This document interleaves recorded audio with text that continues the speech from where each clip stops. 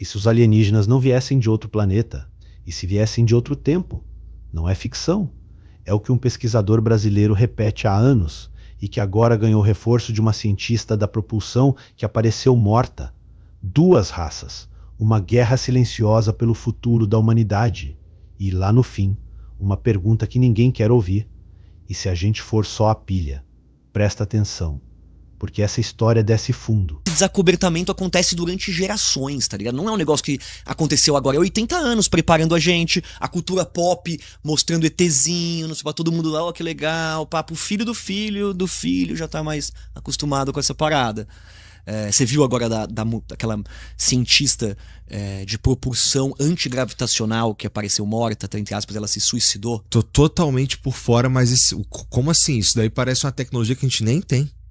Na verdade, ela é uma mina que ela fala que ela é filha, tem vídeos dela, né? Antes ela se suicidou. Quando ela se suicidou, saiu todos os vídeos, tem na internet, o pessoal pode procurar Amy Skirb, alguma coisa assim, né? Mas tá bom, tem em todo lugar os vídeos dela, que ela fala que se ela aparecer morta, mano, que não é isso, mas que ela é uma menina que nasceu, acho que no Alabama, no estado, que é o estado da propulsão. Repara na ideia. A revelação não seria um dia, seria um processo. 80 anos de cinema, de figurinha, de disco voador no desenho, preparando geração por geração para não surtar quando a verdade vier. Pode ser paranoia, pode ser marketing. Mas segura essa lógica, porque ela muda a pergunta.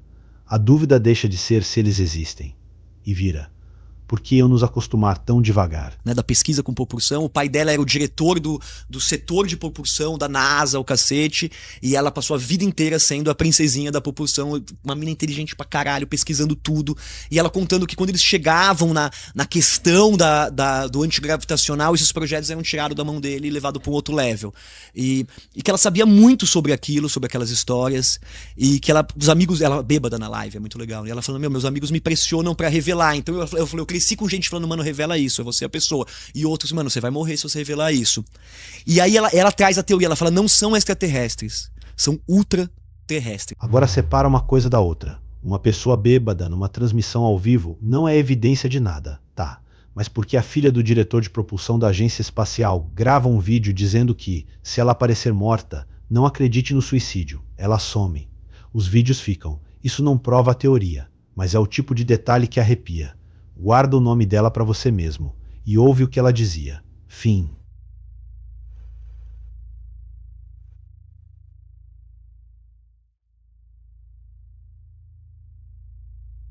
Que é uma teoria que já rolava. É o P47 e o P35, se eu não me engano. Tá? O que é isso?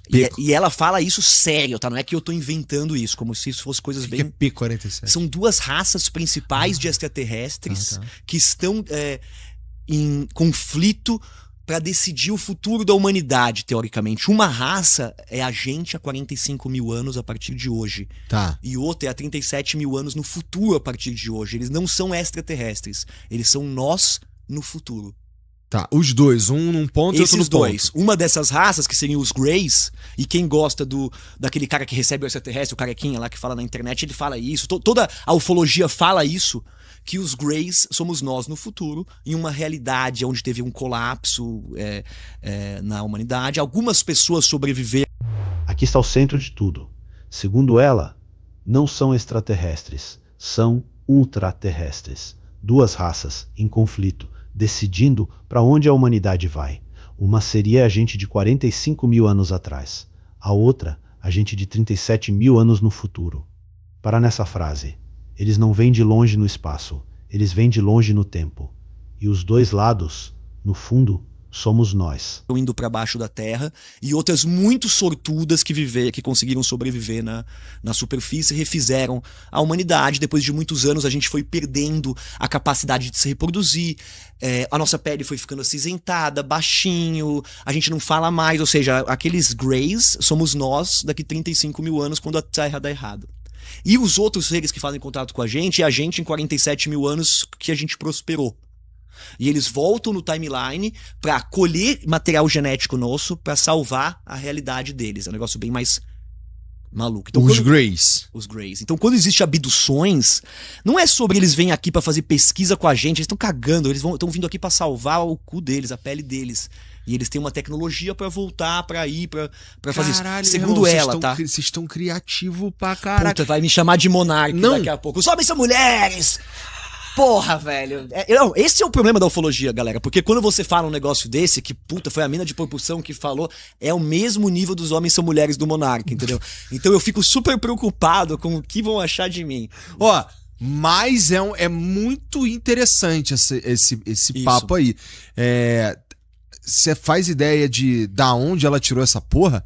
Porque ela trabalhou com material de engenharia reversa, e ela falou que essas são as teorias, que isso é o que é sabido dentro dos governos, que é isso. Então, assim, isso tem a ver, então, com talvez viagem no tempo, eu não sei, é muito complexo pra gente tentar entender. Você vai falar que é super criativo. Mas, assim, eu acho, e quando a gente vem em questões probabilísticas... É que não dá pra viajar no tempo, né? Eles conseguiram. Não. Tu acha que eles conseguiram? Isso, eu acho que eles conseguiram. Então, isso não quer dizer que eles conseguiram? Não quer dizer que eles conseguiram. Então... A mulher pode estar louca. Não, é lógico. Eu lembro que quando eu... Não, porque, ó, vamos lá, vamos pensar... E se os cinzentos das abduções não forem estranhos, se forem parentes? A teoria diz: houve um colapso, uns sobreviveram debaixo da terra, outros na superfície. Com o tempo, a pele acinzentou, o corpo mingou, a voz sumiu. Aqueles seres magros de olho enorme seriam a humanidade lá na frente, na versão onde tudo deu errado. Você não estaria olhando para um monstro, estaria olhando para o seu descendente. Forma lógica aqui, e é claro... Eu quero sempre lembrar que eu sempre estive certo sobre ufologia. Que sempre que eu venho aqui, 6 anos depois, você pode voltar a porra do meu podcast, que tá tudo certo que eu tô falando com o que tá aparecendo agora. Caralho, então, eu espero muito que gente você do esteja futuro, certo. Boque do futuro, não de P45, P32, viemos do futuro. Não dá pra viajar no tempo, porra. Assim, eu entendo... Que a gente saiba, né? Mas aí o que eles fazem? Eles, então, com uma tecnologia antigravitacional, ela fala que existem 6 forças. Olha, eu entendo que existe a possibilidade de eu ser limitado demais pra entender a possibilidade de uma viagem no tempo, tá não, bom? Igor, você é um gêniozinho. Tô brincando, a gente é limitado. E aí, beleza. Mas vamos dizer que pra eles não. Que o Box esteja certo. Que os caras viajam no tempo, tá bom? Então tá. Então se os caras viajam no tempo, isso define o que é. Isso aí elimina várias teorias do que seria o tempo, né? Porque se o cara é capaz de voltar no tempo e fazer alguma coisa que não muda significativamente algo no futuro, então isso já joga por terra um monte de teoria que, por exemplo, que fala que o tempo é em bloco. Sim. E que você só pode voltar, teoricamente, se você voltasse só... Então vira um motivo de cabeça para baixo. A abdução deixa de ser curiosidade. Vira socorro. Nessa leitura, eles não estão te estudando por ciência. Estão colhendo material genético para remendar a própria realidade que está morrendo. Não é pesquisa, é desespero. E se isso for verdade, o abduzido não é cobaia, é doador de um futuro que ainda nem aconteceu. Conseguir observar, etc, né? Então, assim, é um salto lógico considerável, né? É mais fácil acreditar que eles vêm de fora do... Eu acho que não, você acha? Não? Eu acho. Eu acho que pensar se a gente venceu a velocidade da luz pra ter saído daqui também... A ideia da dobra faz sentido, não é um absurdo, né?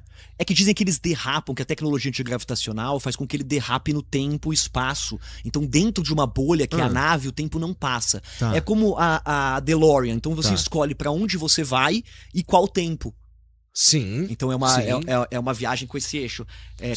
Se Einstein tiver certo e tempo é conectado ao espaço, seria possível. Né? E pelo menos o que eles dizem, segundo essa teoria dela, e que eu acho que é legal pesquisar bastante, porque eu não sou exatamente um físico... um físico nuclear, mas sei lá, qualquer coisa assim. Mas astrofísico, mas segundo o que, porque né, essas discussões acontecem, e ela explica nos vídeos que quando você volta para esses timelines, você cria múltiplos timelines que não se conectam, que são todos paralelos. Então, quando ela vem aqui e mexe, ele não interfere no futuro dele. Eles vêm, colhem material genético pra levar pra lá e modificar o futuro deles, não modificar o passado. Entendi. Entendeu? Por outro lado, ele vai alterar a experiência humana daquela pessoa que esteve aqui, que caso aquele bicho não tivesse voltado no tempo, ele teria tido uma experiência normal da vida. Mas a gente pode pensar também que essa família, ou esse cara, sempre é visitado por um ET em todas as timelines também, né? Então é uma viagem infinita essa daí. E me parece... Cara, ó, um cara que vem de um outro ponto do espaço aqui, me parece mais fácil fisicamente falando do que voltar no tempo, tá ligado? Mas se são ultraterrestres, não são seres espirituais, por exemplo. Tem uma galera que defende que são seres espirituais. O Rony Vernet, por exemplo. Né? Eles falam que é demônio, né? Por exemplo. Cara, então, eu acho que eu gosto de uma definição mais legal sobre isso, que é da Helena Blavatsky, que é a russa lá que criou o ocultismo, a porra toda. Que ela fala uma coisa que é dos arcondes, então é muito louco, porque na época do espiritismo, na época do cristianismo lá pegando, e também da... Agora vem a parte que dobra a cabeça, como se volta no tempo. A ideia é uma tecnologia antigravitacional que derrapa no espaço e no tempo como um carro no gelo. E cada visita ao passado não muda o nosso amanhã. Abre uma linha nova, paralela, que não se conecta com a deles. Você foi mexido, mas o futuro deles é que colhe o resultado. Repara, a conversa começou na física e está escorregando para outro lugar. Fim.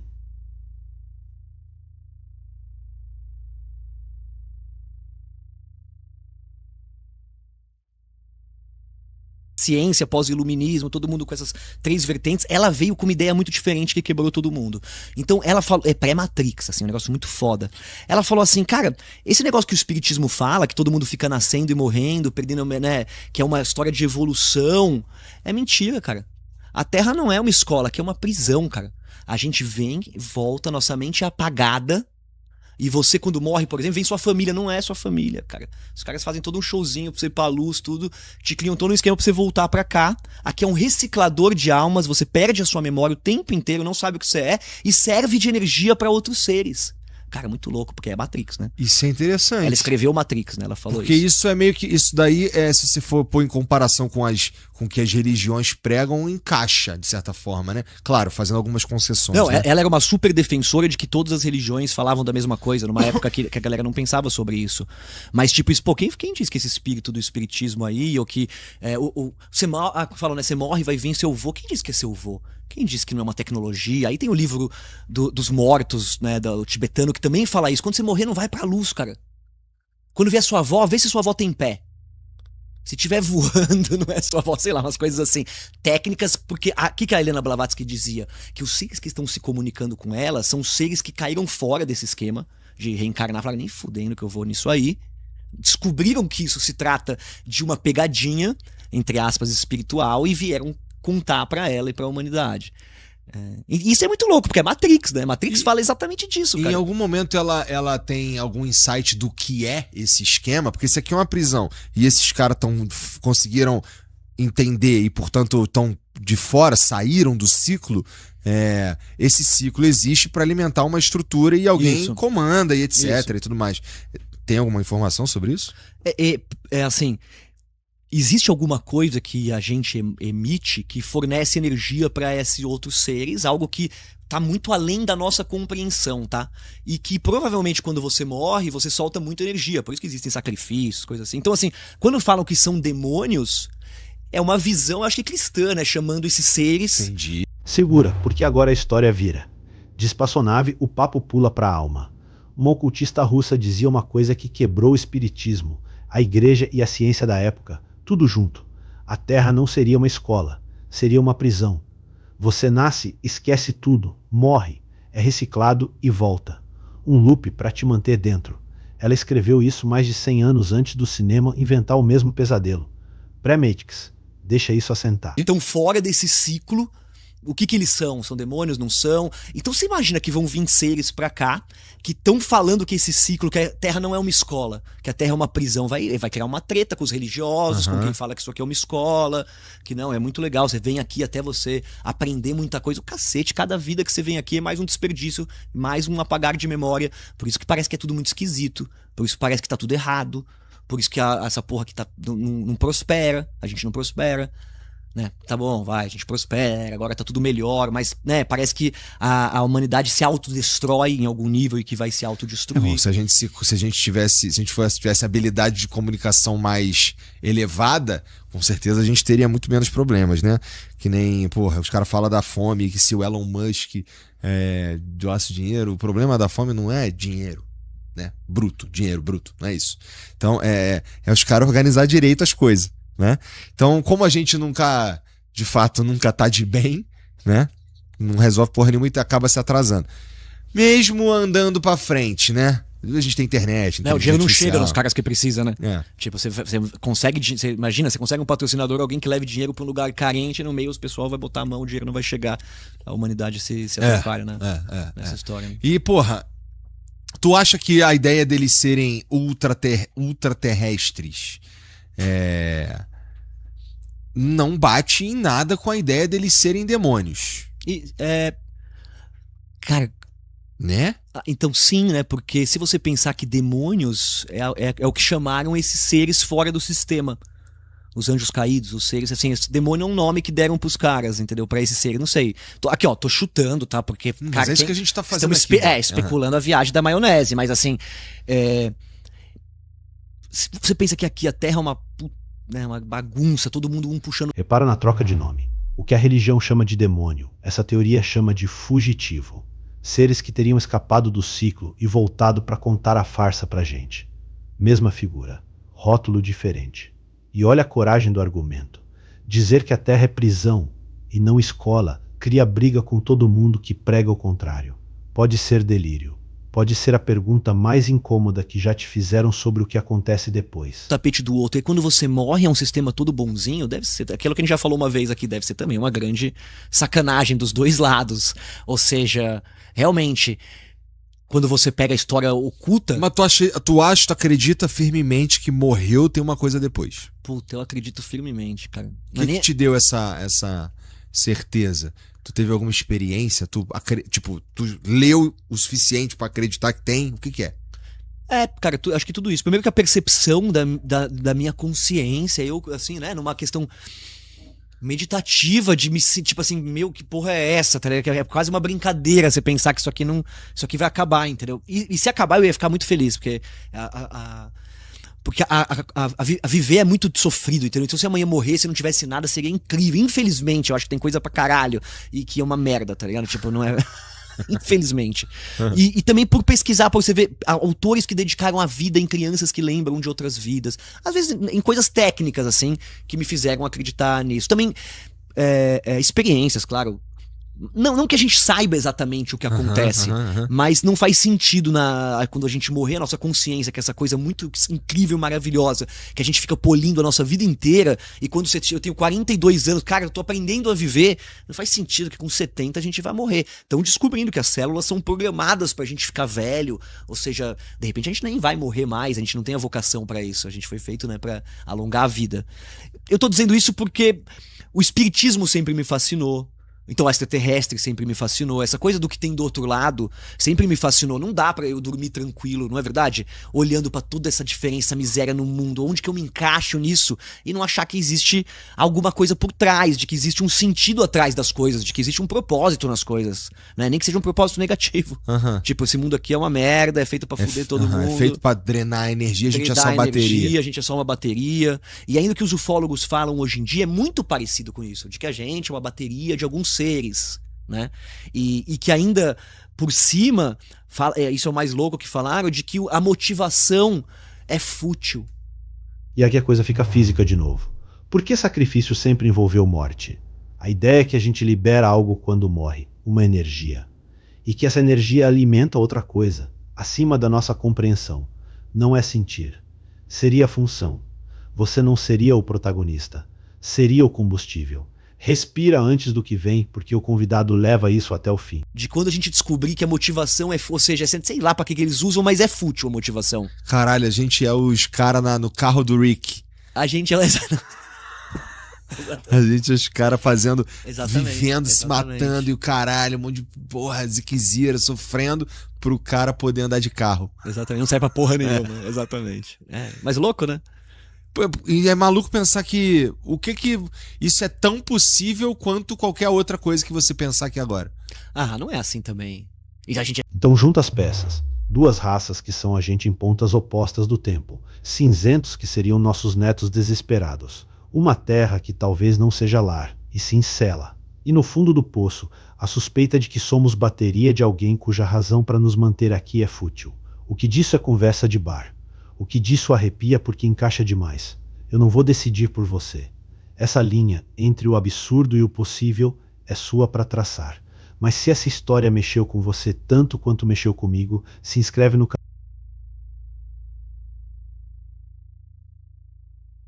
Porque segredo guardado é o que não falta por aqui.